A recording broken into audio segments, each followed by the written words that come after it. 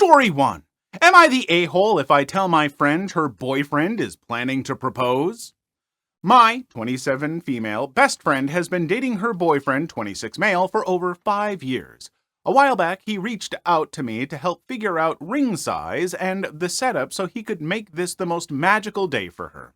Having known my friend for over 20 plus years, I know exactly how she wants her proposal to go and who she wants to be there, so I relayed all this information to him months ago via texts and over the phone. I even took the time to covertly find and confirm which ring she would love the most. A little background. My friend is incredibly family and friend oriented, and in the past expressed to me on multiple occasions, especially during holiday season, that in the 5 years they've been together, he hasn't really made much of an effort to indoctrinate himself into her family or friendships the way she has for his. While I do generally like him, I have always felt that he is incredibly self-serving and self-focused. Recently, through a mutual friend, I found out he started a group text between his, emphasis on his, friends and family to set up the time and date of the proposal.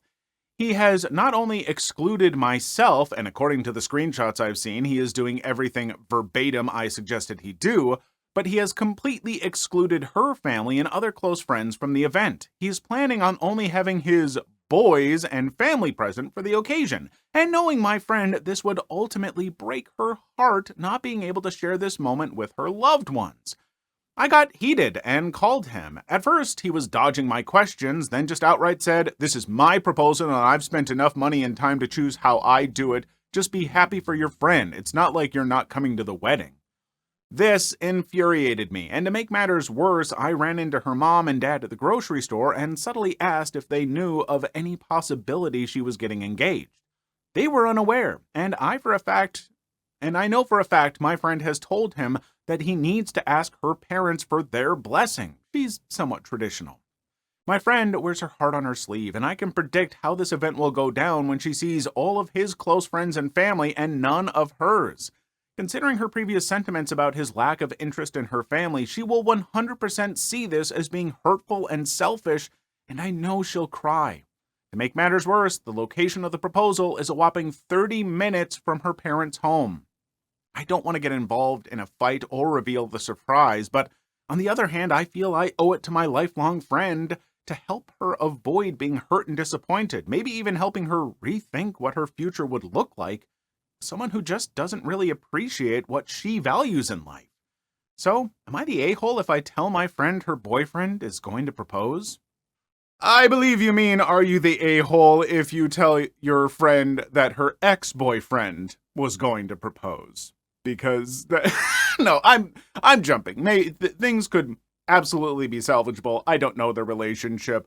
But I will say this boyfriend, sounds like an absolute dong. I hate him. I really don't like this guy, and, like, if I'm just taking what I've learned from this story, that's very telling that he is very concerned about having his friends there, and then when confronted about this, wasn't like, oh, I mean, like, they're her friends too, though. I figured, and I didn't think her parents would be able to make the drive for this, and I wanted to keep it small, like, he didn't even have excuses. He's just like, look, you're gonna get to be the wedding, and I did this, so I get to decide. Like, he sounds like he sucks. So, yeah, I was very convinced that I was going to go, by the end of this story, I was going to be like, no, you can't tell her. Whatever you might think, you got to stay out of it, you'll ruin it. No, it sounds like her boyfriend's going to ruin it, and maybe ruin their relationship, and I think maybe the only way it could potentially be salvaged is if you give your friends a heads up so that she can have a serious talk with him, because, oh boy, he needs a swift kick in the pants. Story 2. Today, I effed up by using a nose hair trimmer to manscape my nether regions. As preface to this, Today I effed up, I am committing one of the greatest social taboos and revealing a secret that heretofore has been zealously guarded throughout the ages. It is a correlate to childbirth in that just as postmenopausal women wouldn't dare tell an expectant mother how truly agonizing childbirth is, No man in his 50s would traumatize a man in his youthful prime with fears of the anatomical horror that is to come. But times have changed, and new technology places men in grave danger. So now you must know of this biological atrocity in order that you might avoid my disastrous F-up. Sometime around midlife, men's hair follicles undergo a revolting mutation. While hair atop one's head thins and drops, new hair grows in places you never imagine. Bristle, stiff tufts sprout out and inside of ears and up nostrils. Eyebrows become bushy, unruly, and coarse. Pubic hair turns gray and scraggly, I crap you not.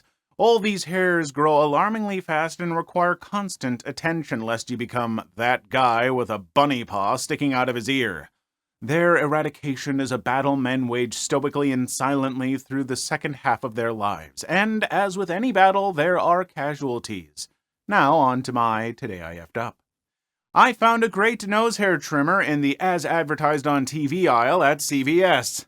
It looks like and operates like a miniature hedge trimmer. It's virtually impossible to cut yourself, but mows down the hair. Yesterday I was trimming my ear, nose, and eyebrow hair after a shower. I was so happy with the results that I decided to try it on my pubes too. It worked great. Soon I had gone a bit overboard and pretty much shaved my balls and the base of the shaft to the skin. I liked the new look, but my bushy taint was a testicular neck beard that had to go. I positioned a makeup mirror on the bathroom floor and laid down spread eagle knees up so I could see and trim everything where once just a few wispy hairs prevailed, unbeknownst to me, a virtual forest had arisen. Worst of all, my butthole was sporting Borat mustache butt brows. Trusty new nose hair trimmer in hand, I prepared for battle. The butt brows had to go first. I began on the left and quickly decimated the bunghole caterpillar. I moved decisively to the right, prepared to take down butt brow 2 with one swift stroke close to the skin. However, this was not to be. Instead, my butt hairs wrapped around the trimmer braid like Rapunzel using a superheated curling iron, pulling the device tight against my skin and jamming the blade. The hairs were being ripped from my flesh, and the pain was excruciating. No matter how I tried, I couldn't remove the trimmer. Wiggling it tugged the hairs more. Restarting it was a double down that I lost. The hairs were wound even tighter against the blade. I frog-walked naked to my bedroom, one hand holding the trimmer tied between my butt cheeks, and searched for my cuticle scissors. No luck. I did, however, find a carpet knife. Unbearable pain breeds desperation. Back to the bathroom floor, I tried in vain to cut myself free, nicking the tenderest of flesh twice and drawing the first blood of battle. I was making little progress, and it was time to make the ultimate sacrifice. After a suitable prayer, I gripped tight to the trimmer and committed reverse harikari, Brazilian wax style, ripping off the trimmer blade along with its butt-brown net trap. Blinding pain left me curled, fetal, hyperventilating, while blood slowly trickled down my butt crack. I decided to share my TIFU and expose life's cruel secret in the best interest of mankind, that others may avoid falling prey to the technological wonders of as-seen-on-TV hair removal tools. Young men of Reddit, I beg you to heed my warning. Do not go gently into that good night. Rage, rage against the dying of the light. Too long didn't read. Used a nose hair trimmer on bunghole brows. Tore myself a new one. Why are some guys so willing to put sharp mechanical things down there? Like, I get it. You know, I've trimmed things up before. I've tended to the garden and whatnot. And I've used some trimmers with very good safety blades and using great precaution.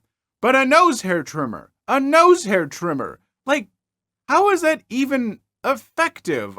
They're like kind of like circular with some openings for nose hairs to get in, and little bzz, like, why would you think that was a good idea?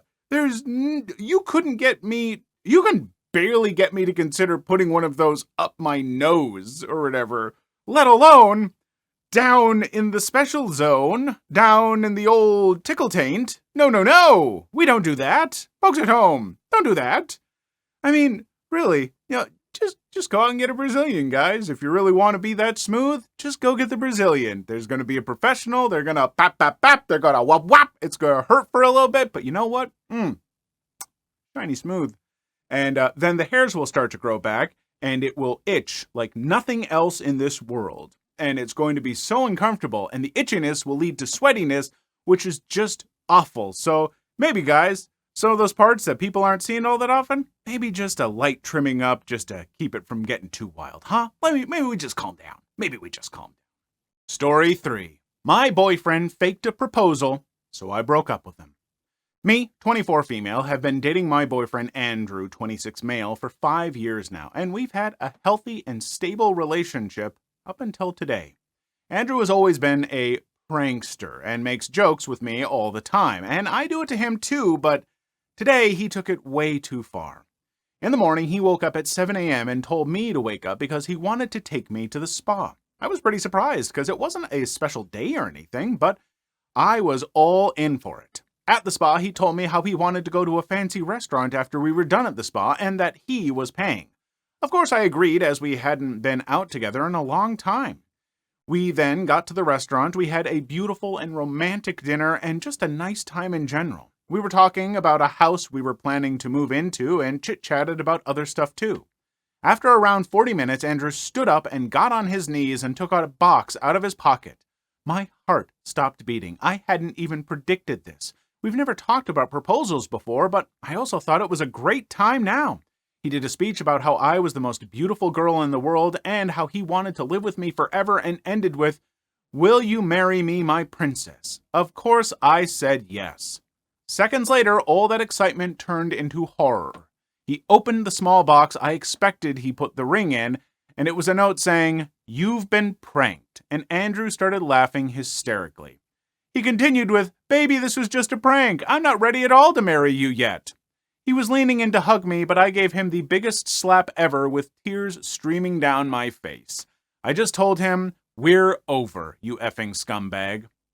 I am now sitting in my bed crying and writing this, and I don't know what to do.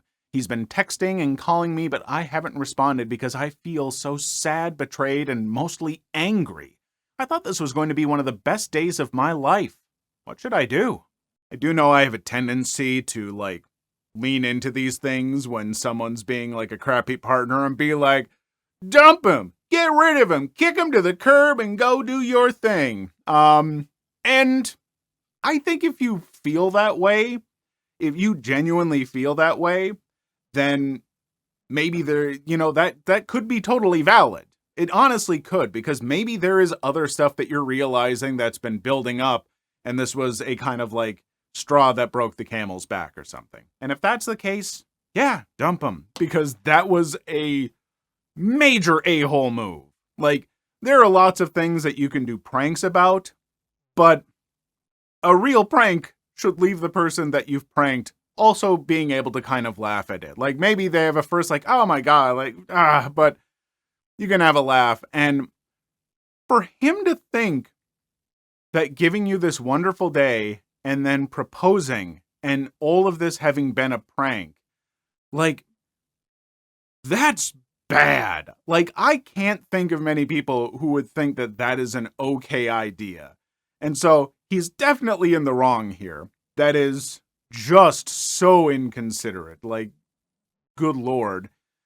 But it's also something, maybe he's just kind of a dingus sometimes. And maybe you could talk it through with him and be like, I can't believe how much that hurt me. What you did, you're going to have to rebuild some trust. So I think that you could certainly salvage the relationship. If this is kind of the only standout thing that he did wrong, then it's definitely a mistake on his part, but a reparable one. But yeah, otherwise, if he's kind of been a dingus and this feels like a last straw or whatever, then yeah, no, it's a good reason to dump him. But that, I don't have the information for that, so that's up to you. Please leave your story in the comments. I would love to make a video on them in the future. Also, don't forget to like and subscribe.